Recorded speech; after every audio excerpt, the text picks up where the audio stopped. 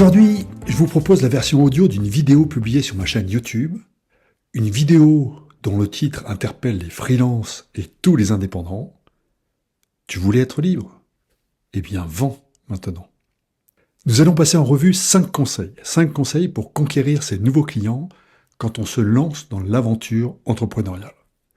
Et si cet épisode vous donne envie d'aller plus loin pour partager avec moi cette volonté de rendre la vente plus simple, plus fluide et plus efficace, je mets tous les liens nécessaires pour en savoir plus sur mes livres, mes conférences et mes formations dans la description de cet épisode. Ceci étant dit, je vous souhaite maintenant une bonne écoute et de nombreux succès commerciaux. Tu voulais être libre? Tu voulais être indépendant? Magnifique. Maintenant, il ne te reste qu'une chose à faire, vendre. Et oui, trouver des clients lorsqu'on est freelance, ce n'est pas important, c'est la seule chose. La seule chose qui compte vraiment. Devenir freelance ou consultant indépendant est un choix courageux. C'est une forme d'entrepreneuriat et c'est surtout un pas vers la liberté.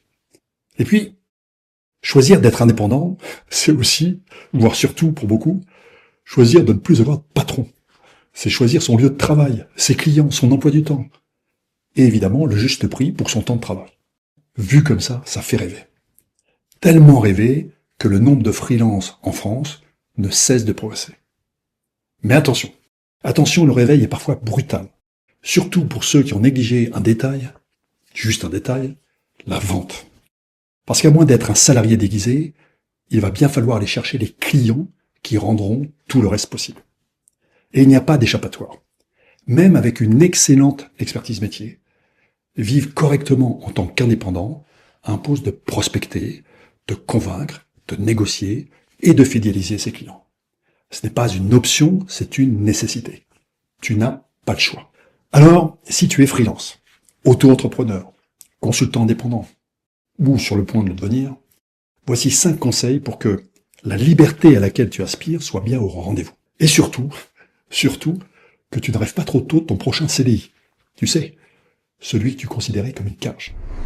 Premier conseil, apprends à te vendre. Quand on est freelance ou consultant indépendant, la seule chose qu'on vend, c'est son expertise, son savoir-faire, sa valeur ajoutée.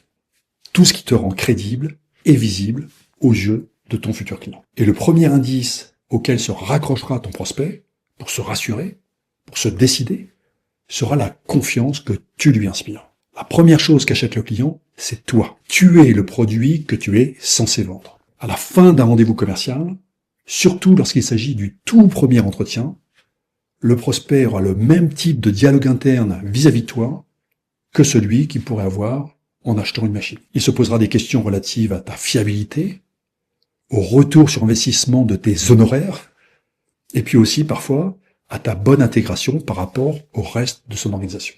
J'insiste, tu es un produit. Si tu veux trouver des clients en freelance, tu dois assumer cette posture et la traduire en stratégie commerciale personnelle. J'insiste vraiment sur ce point parce que beaucoup de freelances, qui sont souvent des experts techniques de leur métier, ont un rapport compliqué avec la vente. Ils aiment leur métier, bien sûr, ils sont fiers de leur expertise, mais ils n'aiment pas toujours vendre, et encore moins se vendre. Nombre d'entre eux associent encore la vente à la manipulation, au mensonge, à la perte d'authenticité. Bref, pour beaucoup de freelances, la prospection est une douleur, la vente est une galère, et la négociation, une torture. Et ceci peut se comprendre, vraiment. Quand quelqu'un qui est un expert technique d'un sujet pense que la seule façon de se vendre, c'est d'appliquer les techniques de vente caricaturales des années 80, évidemment, ça peut faire peur. Heureusement, il existe d'autres façons de se vendre. Plus humaines, plus respectueuses, plus efficaces. Des approches qui peuvent allier détermination et intégrité, des approches qui valorisent autant celui qui vend que celui qui achète, et des approches qui font découvrir le plaisir de la vente, même aux plus rétifs. Et c'est exactement ce que je propose avec la trilogie de la vente. Prospecter, vendre et négocier efficacement, sans bullshit et sans jamais renier ses valeurs. Deuxième conseil, clarifie ton offre. Les entreprises regorgent de généralistes. Alors, quand elles décident de faire appel à un prestataire freelance, c'est pour avoir un vrai spécialiste du sujet.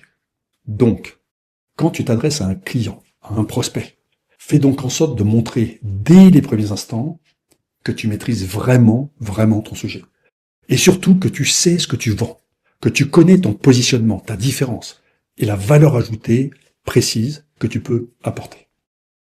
L'art de la vente, c'est aussi de choisir le bon axe et adapter ton discours à la réalité business de chaque prospect. C'est faire tes devoirs avant le rendez-vous pour apporter immédiatement de la valeur ajoutée. Alors s'il te plaît, ne pars pas en rendez-vous avec l'intention de poser 10 000 questions pour comprendre toutes les subtilités de l'organisation, pour adapter ton offre.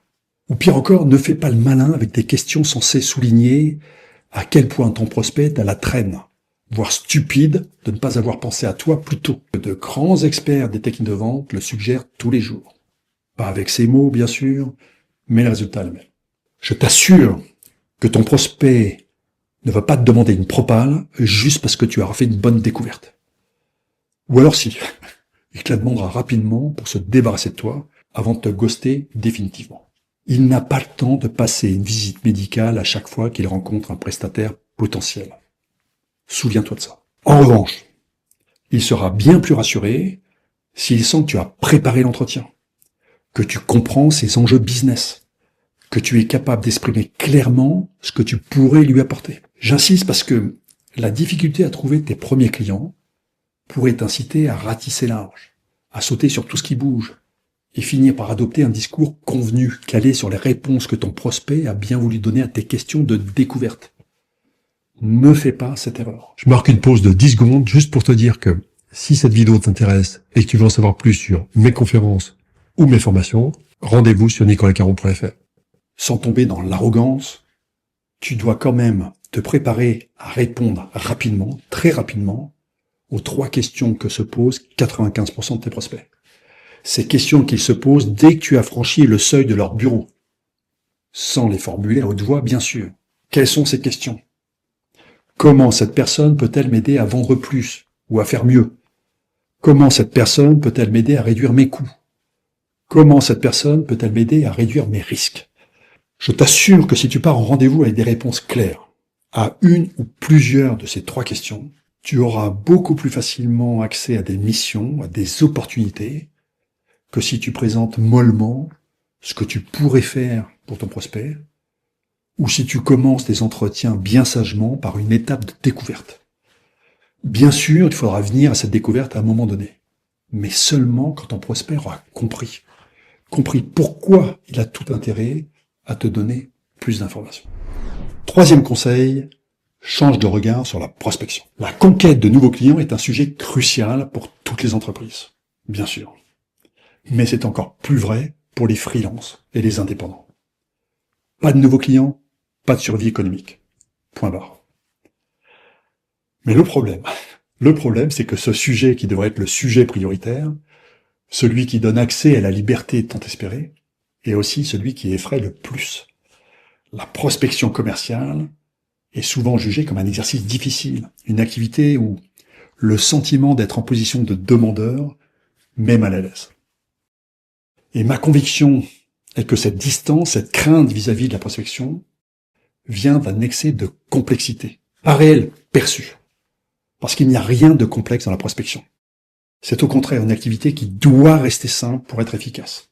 Et c'est justement l'ambition que je me suis fixée quand j'ai rédigé Lève-toi et prospecte. Je concentre mes lecteurs sur toutes les actions qui font partie de leur zone d'influence.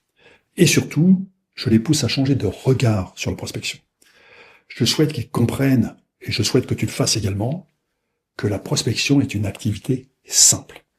Parce qu'en réalité, la prospection peut se résumer en 3 actions simples. Très simples. Il n'y a rien de complexe là-dedans. 1. Entrer régulièrement en contact avec de nouvelles personnes. Et si possible, dans la vraie vie. Petite parenthèse, LinkedIn et les réseaux sociaux sont de bonnes ressources, mais il n'y a rien de plus efficace qu'une poignée de main pour initier une conversation. 2. Identifier parmi ces personnes, ces nouveaux premiers contacts, des leads potentiels. Et 3. Transformer ces leads potentiels en clients. Ok? Tu conviendras que ce n'est pas d'une complexité extrême. Rencontrer de nouvelles personnes, identifier les leads potentiels, transformer ces leads en clients. Ok? Ensuite, ton seul objectif consiste à multiplier les actions pour rencontrer de nouvelles personnes. ou faire la première des 3 actions, celle qui va conditionner tout le reste. Et ça aussi, ce n'est pas très complexe. Sauf bien sûr si tu choisis de rester caché dans ta grotte. 4e conseil, apprends à défendre tes tarifs. Et oui, un autre problème très fréquent chez les indépendants est la difficulté à se vendre à un prix juste, à un prix qui préserve leur rentabilité. Et c'est logique. C'est logique parce que lorsqu'on a du mal à gagner de nouveaux clients, et c'est souvent le cas, eh bien on finit par devoir générer des ressources dans l'urgence, et on accepte des missions à vil prix. Donc, ta productivité commerciale, en particulier ta capacité à prospecter efficacement, a un impact direct sur la rentabilité de tes missions. Mais il y a également une autre raison. Beaucoup d'indépendants, qui ont pourtant décidé de prendre en main leur destin commercial et financier, bien sûr, ne sont pas très à l'aise quand il faut parler d'argent. Ils ont une espèce de pudeur mal placée qui remonte vite à la surface quand il s'agit de se vendre, de se valoriser. Résultat, annoncer un prix de journée au-dessus de 700 €, 800 € leur paraît souvent insurmontable. Et si par malheur le client remet en cause un peu vertement leur tarif, panique à bord. Mais je te rassure, ça se soigne, surtout quand on connaît la cause. Et l'une des raisons pour lesquelles les freelances appréhendent autant la négociation est, à mon avis, comparable à ce que j'évoquais plus haut à propos des méthodes de vente caricaturales. C'est leur rapport au dogme, au totem, aux fameuses règles d'or de la négociation. Je m'explique. Le dogme, encore trop répandu sur le sujet, est qu'il faut commencer ces négociations par un mensonge. Bien sûr, ce n'est pas expliqué comme ça, mais dire « tu commenceras toujours par une exigence initiale élevée, pour ensuite revenir à un compromis » est un bon synonyme de mentir. C'est une façon de suggérer d'annoncer un niveau de prix auquel tu ne crois pas toi-même, en espérant bien sûr que ton client ne verra pas le stratagème. Alors on comprend facilement que des freelances ou des consultants experts, qui ont souvent travaillé pour construire leur expertise technique justement, ne soient pas franchement à l'aise pour se transformer en joueurs de bonne taux quand il s'agit de vendre leurs tarifs. C'est normal, c'est parfaitement légitime. Et c'est pour ça que je propose une méthode simple, éthique et non conflictuelle pour vendre de manière rentable, bien sûr, assumer la valeur de ton expertise, mais sans frémir ni mettre les gants de boxe. Parce que non, je me suis renseigné, mais je ne pense pas que Pinocchio soit le saint patron des freelances. Voici sans doute le conseil le plus important de cette liste. Toujours faire en sorte de vendre au moins 2 fois. Je m'explique. Vendre une fois, c'est bien. Mais c'est donné à tout le monde. Ou presque. Mais vendre 2 fois au même client, ça c'est différent. C'est la preuve que tu ne t'es pas contenté de livrer, mais que tu as continué à considérer ton client comme un prospect. C'est la preuve que tu as tout fait pour le satisfaire. C'est la preuve que tu continues à progresser, à muscler ton expertise, pour pouvoir apporter encore et encore de la valeur, un regard, une patte différente. Et puis surtout, quand un client achète 2 fois, il devient ton meilleur ambassadeur. Et il va t'aider à trouver de nouveaux clients sans prospecter autant. Il va le faire en acceptant tes demandes de recommandation, mais aussi de façon indirecte, en parlant de toi spontanément, en déclenchant ce bouche à oreille positif. Et dans les 2 cas, c'est un atout formidable. Plus tu satisfais tes clients actuels, plus tu facilites la séduction et l'acquisition des suivants. C'est aussi simple que ça. Pour le fun, et j'espère aussi pour t'être utile, je vais finir cette vidéo par une rubrique FAQ. 7 questions avec des réponses courtes. Comment trouver ses premiers clients quand on débute? Eh bien, commence par clarifier ton offre. Que vas-tu apporter concrètement à tes clients? En quoi est-ce original, pertinent et rentable pour eux? Ensuite, rôde ton discours auprès de ton premier cercle, ton entourage professionnel, tes anciens collègues, tes contacts d'école. Tu verras que tes premiers clients se trouvent souvent dans ce réseau de proximité. Et dès que tu as rodé ton discours, alors multiplie les contacts. Plus tu rencontres de personnes, plus tu auras de leads, plus tu auras de clients. Faut-il prospecter tous les jours? Oui, surtout au début. L'important, c'est la régularité. Si chaque jour tu plantes de nouvelles graines, tu arriveras rapidement à un stade où la moisson sera abondante. Mais pour ça, il faut planter tous les jours. Aujourd'hui est le passé de demain. Comment vendre sans se sentir commercial? Eh bien, si tu te poses cette question, commence par changer de regard sur la vente. Vendre n'est pas un gros mot. Vendre n'est pas manipuler. Vendre, c'est aider ton client à atteindre son objectif.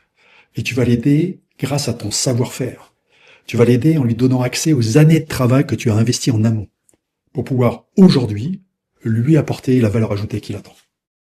Tu sais, si tu changes vendre par aider, accompagner, partager, tu vas voir que tout sera beaucoup plus simple. Donc si ça t'aide, fais ça. Fais ça et reste toi-même, rends service et gagne ta vie sans rougir. Comment défendre ses tarifs sans perdre de clients? Tous les jours, sans exception, des clients demandent des tarifs plus bas à leurs fournisseurs.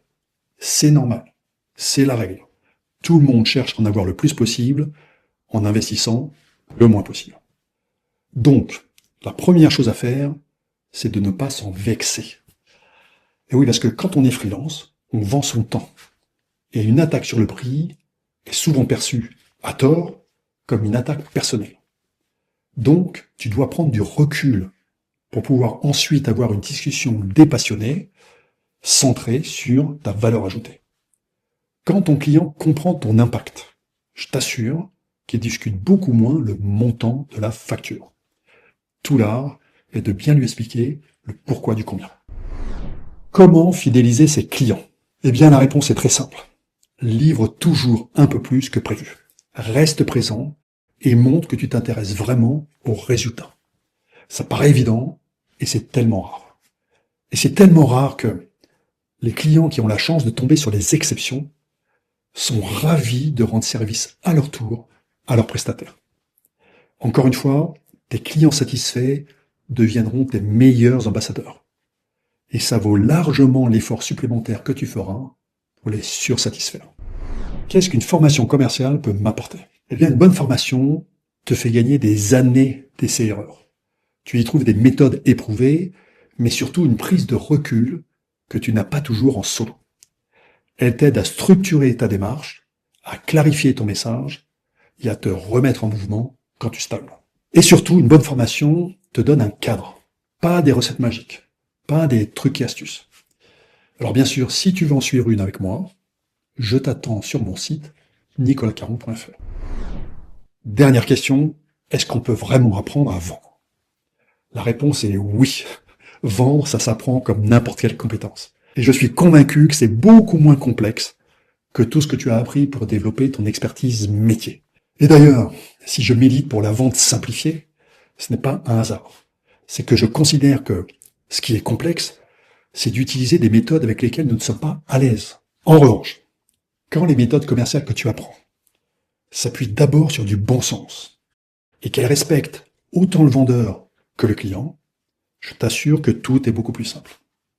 Tellement simple que transformer ton expertise en métier rentable devient un plaisir. Un plaisir qui est aussi le chemin vers la liberté dont tu rêvais en faisant le choix de l'indépendance. Sur ce, tu connais la suite, laisse-toi vivre. Et voilà, c'est tout pour aujourd'hui. Si vous voulez en savoir plus sur mes livres, mes conférences, mes formations commerciales et sur tous les moyens que je donne aux managers pour suivre et accompagner leurs commerciaux avant, pendant et après les formations, alors rendez-vous sur les liens qui sont dans la description de cet épisode et sur nicolascaron.fr. D'ici là, bon business à tous.